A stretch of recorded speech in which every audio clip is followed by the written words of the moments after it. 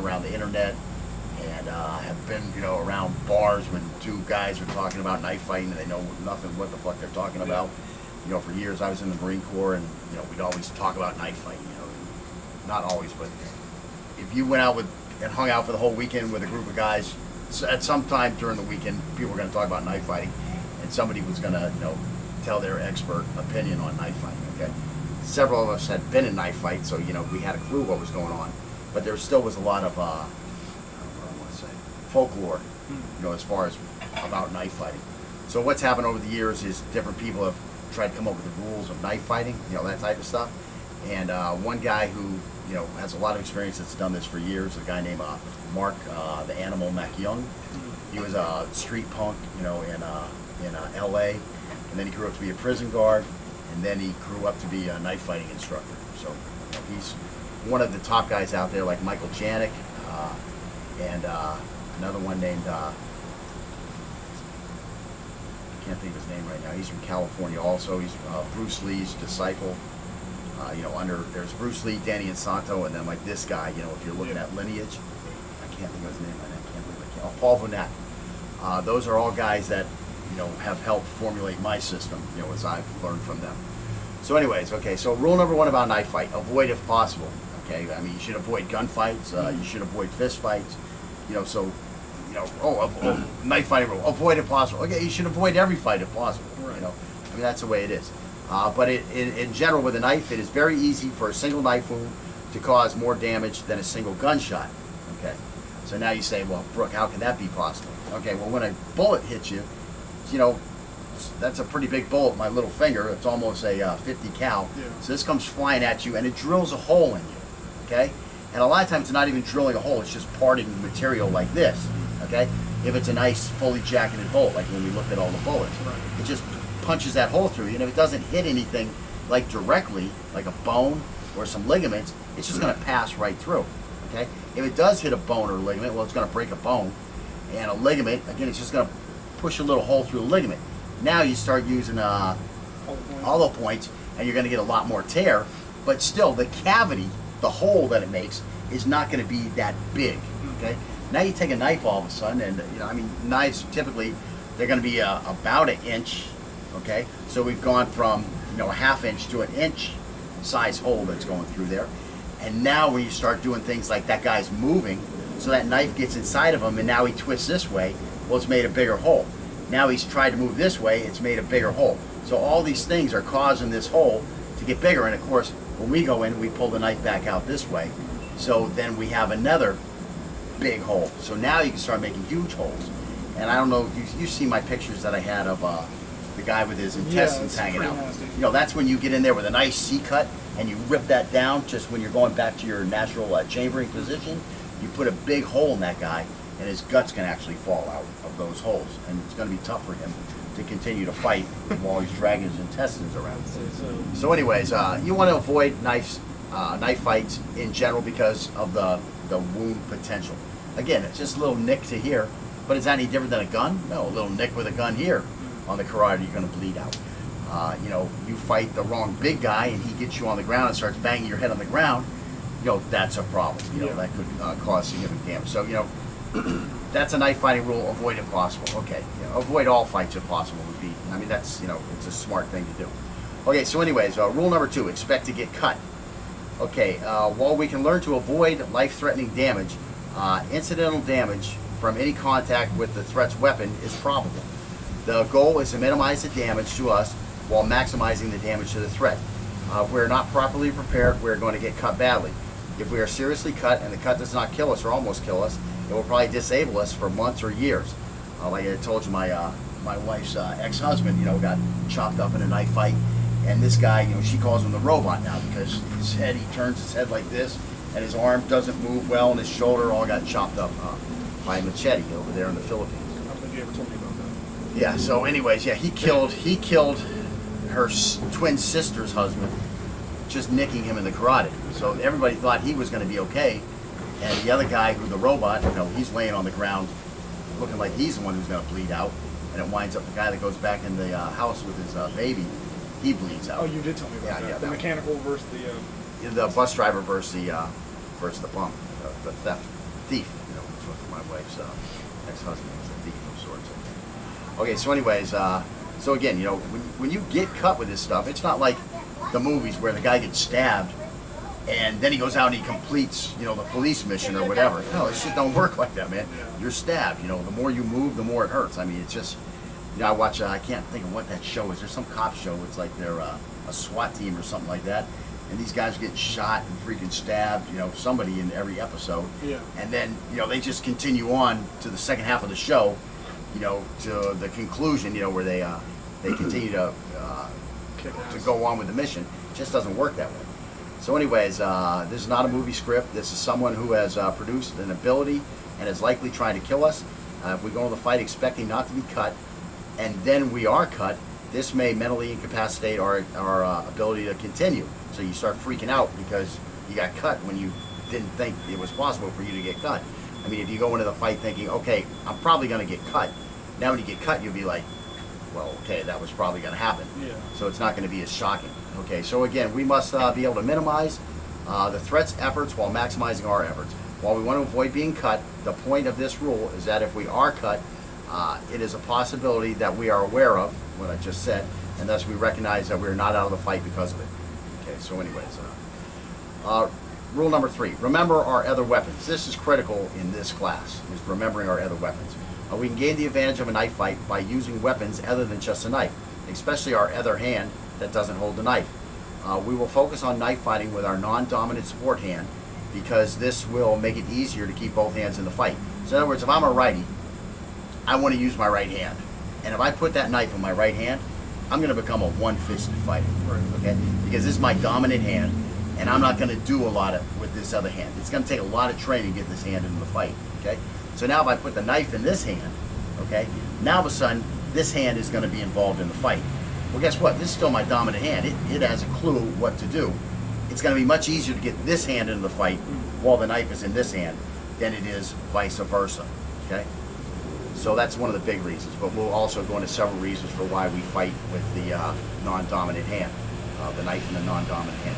Also, our primary hand will be available to use a firearm or other weapon of opportunity, and there will be more discussion, as I just said, on this.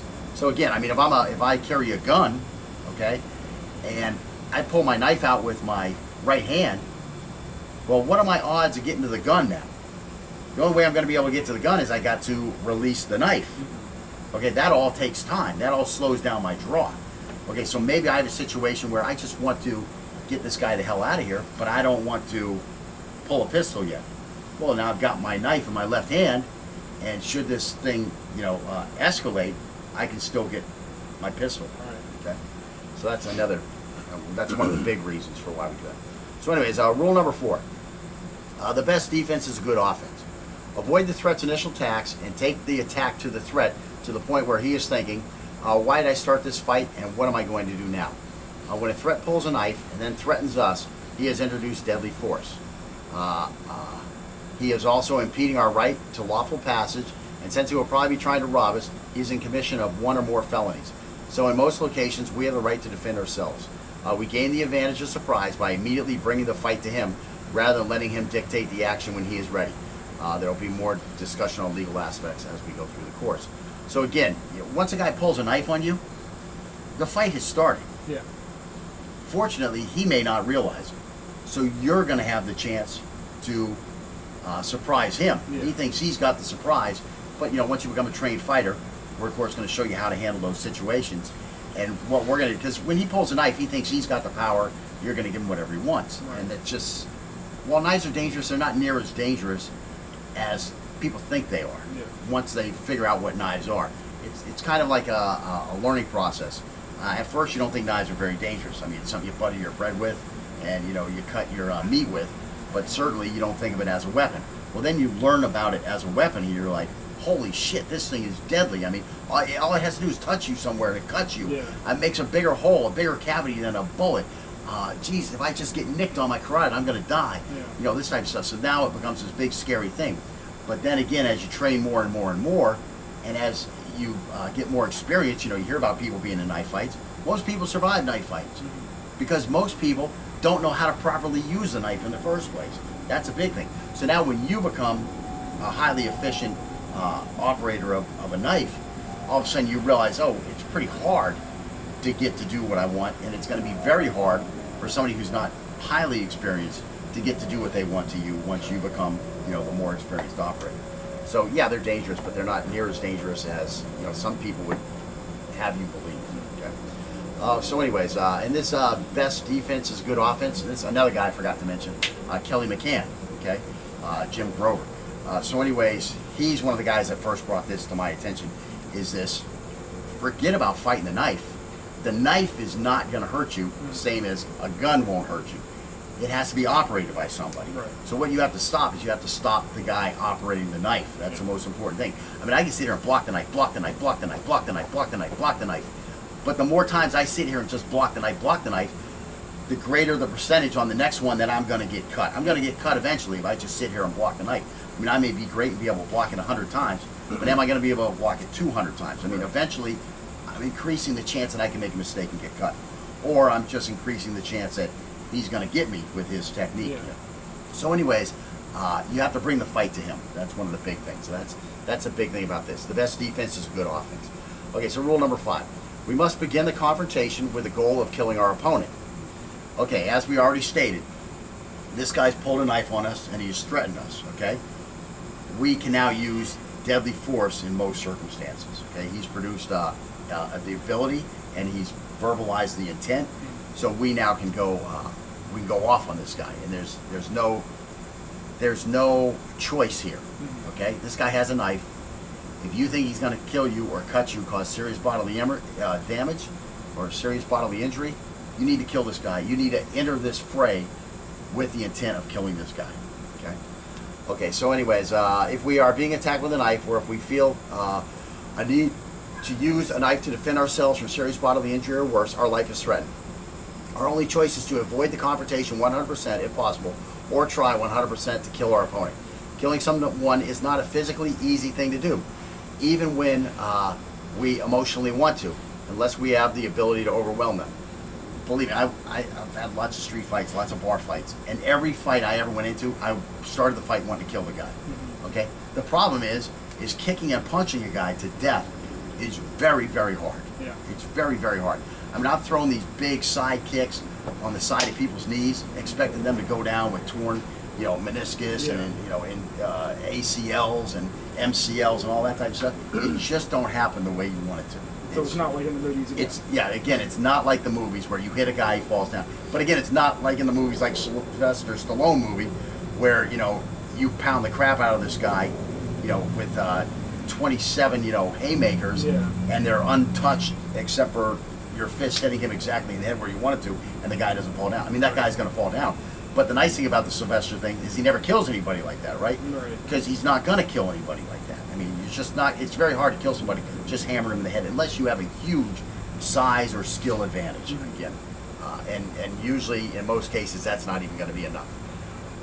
Usually the problem with the Sylvester Stallone movies is that in the end, when he does kill a guy, it's with a technique that never probably would have killed him. Right. I mean, I can't remember every kill scene from his movies, but I know a few of these ones where they grab the neck and they spin the neck and the guy instantly limps up dead, and, you know, doesn't even do the funky chicken for us, you know.